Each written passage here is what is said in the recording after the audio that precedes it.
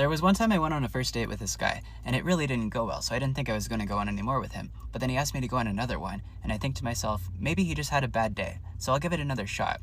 For the second date, he wanted to go to Pokey Pokey, which I think to myself, it's kind of weird that you want to go to Pokey Pokey, because it's like this tunable place, right?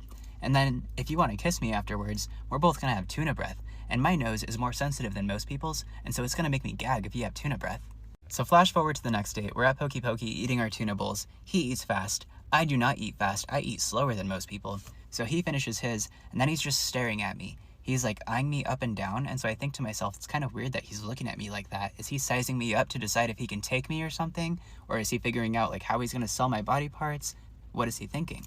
I got uncomfortable with him just sitting there staring at me like that while I was eating, so I went to get a to-go box. And after I got my box, he goes, "Good, you passed the test." And I was like, "What? I was being tested? What do you mean?"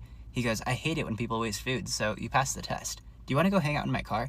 And I was thinking to myself, I don't want to hang out in his car, but I said, "Sure, I'll go hang out in your car with you."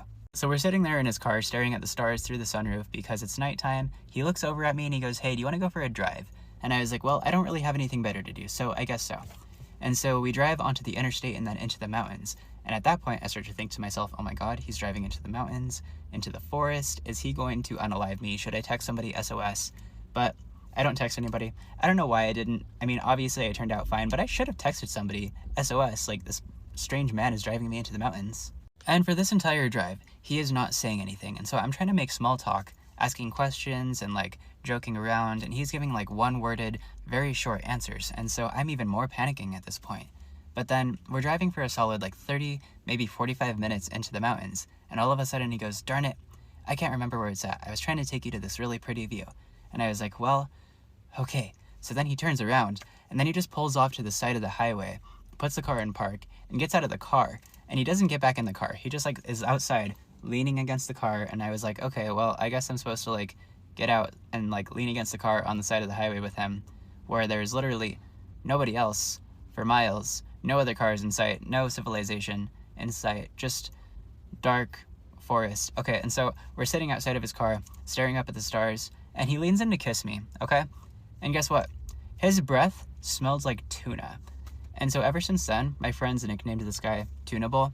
And I did in fact go on another date and then another one with Tuna Bowl. And don't ask me why, because I really don't have a good reason for going on multiple dates with him other than I was bored. So, yeah.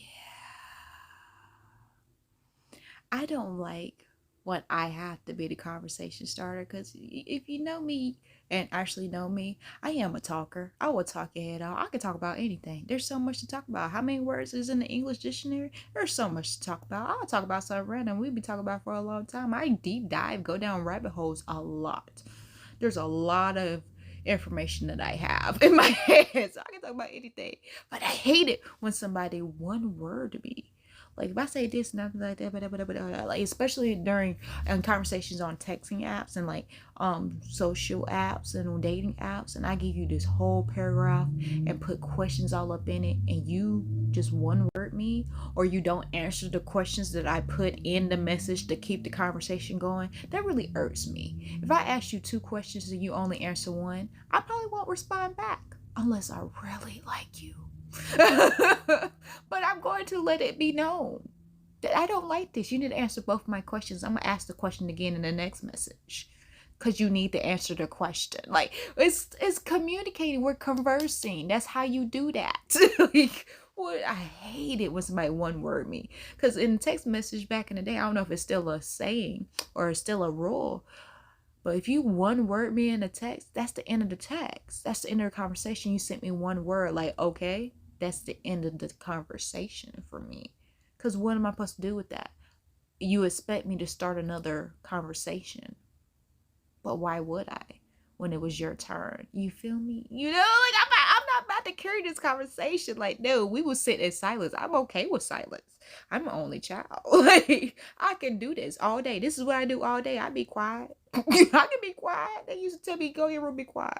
Or go sit somewhere and be quiet. We have to go here, be quiet. We're going to church, be quiet. I know how to be quiet. So we don't have to talk. We can endure this awkwardness together. That's fine. I thrive in awkwardness. And awkward situations is my thing. It's my atmosphere, honey. But I hate it when somebody one words me. Like, what are we doing? Guess who went on their first real date? You? I need to tell you about it though, because it was a shit show. This was like 2 or 3 weeks ago, so this didn't happen like yesterday or something. It happened a little bit ago, but I'm just telling you now. We met this guy and he hit me up on IG. Thought he was really hot, checked out his profile. He texted me, I texted him back. Instantly, it's like, hey, let's hang out. Like, I want to take you out. And I was like, yes, let's do it. I've never been on a date before. This will be so much fun. And I've always wanted to go on a real date, not like a hookup culture date, There was just like one little problem because he said he couldn't drive because he didn't have his car. He was letting his friend drive his car on the day that we were supposed to go on our date. I was like, that's totally cool. I can drive. But then like after thinking about it for a little bit, and I was like, I think it would be way hotter if he actually drove. So I was like, is there any way that you can drive? Because like, I don't want to. He was like, yeah, let me like figure out a way to get my car back from my friend. I was like, okay, sick. Gets around to the day that we are having our date. He tells me that he's coming over, tells me, like, oh, I'm here. And so like, I go walk out to the road. He is standing there, no car in sight. And I was like, oh, where's your car? He goes, oh, I Ubered here. Motherfucker, what? I was like, not that big of a deal, honestly. Let me just go grab my fucking car from the driveway and I'll drive us. I also saw that he had a backpack on, so I had to ask him, hey, what's like the backpack for? And he goes, oh, I thought I was gonna sleep over. What gave him that idea? And so he goes, oh, I just drove all the way out here, so I thought I was gonna sleep over. That was never talked about. So I'm like, oh, I don't think you can sleep over, like my family's at my house. And he was distraught by that. We honestly had a great time the entire night. Like we ate food, it was really good. When I dropped him off, immediately blocked. I'm with you, friend, because we gotta communicate. You can't just be making plans to be at my house without me knowing. Like he said, I have family over. What are we doing? Anybody else here giving that he has a sister?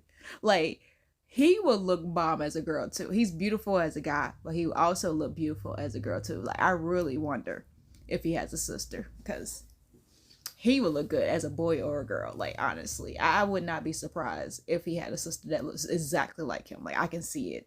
It's just giving. Love it. Love his face. A week and a half ago, I was on Tinder and I'm swiping. Most of them are giving a no. And I see this headless profile with a body. I don't know why, but this mystery, the unknown, intrigues me somehow. I matched with this guy and we're going back and forth. And I finally ask him like, yo, what's your Snapchat? He gives me his Snapchat. He sends me a picture. He's fine as fuck. We're talking on Snapchat and this boy has game. When I tell you he has such sweet game, he's like, yo, what's up? I'm just chilling in my hotel room. I just landed from Nigeria. I was like, oh my gosh, cool. Like, how long are you here for? He's like, I'm here for business. I'll be here for 3 days. So let's make the best of the time that we have. Bitch, baby, don't gotta tell me twice. He's like, are you ready to fall in love? I'm like, boy, relax. Like, relax. Like, are you ready to fall in love? He was like, yeah, but you gotta break the curse that I have on me. I can only like somebody for like 2-3 days, then I'll be over. I'm like, bitch, I'm an Aquarius. If you know anything about Aquarius, we be gone in the wind. So I was like, try me. And then he hits me and he's like, let's do dinner tonight, 9 o'clock at my hotel. Bitch, right off the bat, we're talking for 2-3 minutes. That instantly already intrigues me because he wasn't trying to just like hook up. He wants to like take me out, wine and dine me, and baby, you are speaking my language. I Googled the hotel. Nice ass, 5-star, bougie as fuck hotel in Paris. I get to the hotel. Obviously, we're on African time, so I was there about like an hour late. He was running late too. And I'm sitting in the lobby, nervous as fuck, waiting for this man to come around. Because he sent me one picture, but he was like in bed like this. Comes around the corner, fine as fuck. He's like, yo, what's up? Bonsoir, baby. We sit down and he goes, by the way, I'm not gonna eat, so just order whatever you want. Don't tell me that. Do you know what you're dealing with, baby? You ain't ready. I tell my homegirls, if a motherfucker is gonna sit over here and try to flex and ooh ah ah and be that man, let's test.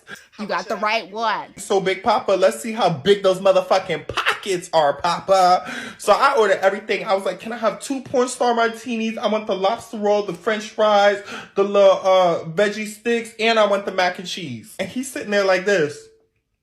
Not phased at all. And the conversation was immaculate. It wasn't just like surface level. He's like, so what are one of the like biggest like challenges you have in life right now or traumas that you're trying to face? We're having like deep ass conversations. He's telling me how he went to, I can't tell y'all too much because I don't want to expose this man because he is down low. He's smart as fuck when he goes to school, what he does for business. He's telling me how powerful and big his family is in Nigeria.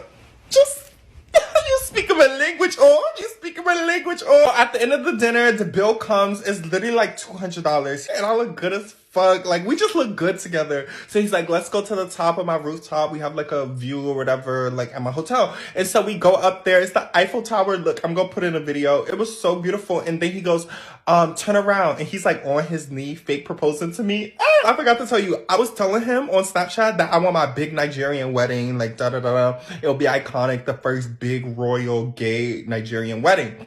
So anyway, as we're talking, I ended up finding out that his parents are like low-key royalty in Nigeria, which is everything, like period. And he is like a prince or something, low-key, like, I don't know, it's big money, just big. I mean, he earns it. You see me? Does it give like just come over and hook up? No, you need a date. I'm a date, baby. I'm a date. You gotta spend some motherfucking money. I'm a bad bitch. Like, are you kidding me? He has been on my line. He keeps hitting me up. He wants to FaceTime later today. That's my baby. Like, and he's so witty and cute, and we like banter back and forth. It's just like, oh my gosh, I found my Nigerian prince. I'm just like, geeked. I love that. Hey, don't try to scare me with a good time, bro. No. Cause I'll run it up, honey. Now he said 2 of everything. He was like 2 stripper bikini. I don't know what he said, but he was like going in. He was just like unfazed. It would have been messing with me, be like, ooh, I forgot my wallet. See, that's why I don't order too much. I don't order bigger than my pockets. Like $200 for a meal is just like, whoo. Like I can afford it, but it's just like that could have been 20 meals. Like that could have been a few meals. You feel me? I wouldn't do that. And I definitely wouldn't do it on somebody else's dime. Maybe my mom died. Because we be doing that. We be doing that to each other. We go out and be like, ooh, let's try this. Next thing we know, that's $200.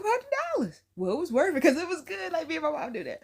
But you know, on the first day, I'm not about to run it up because I might have to pay for it. So I'm not about to do that.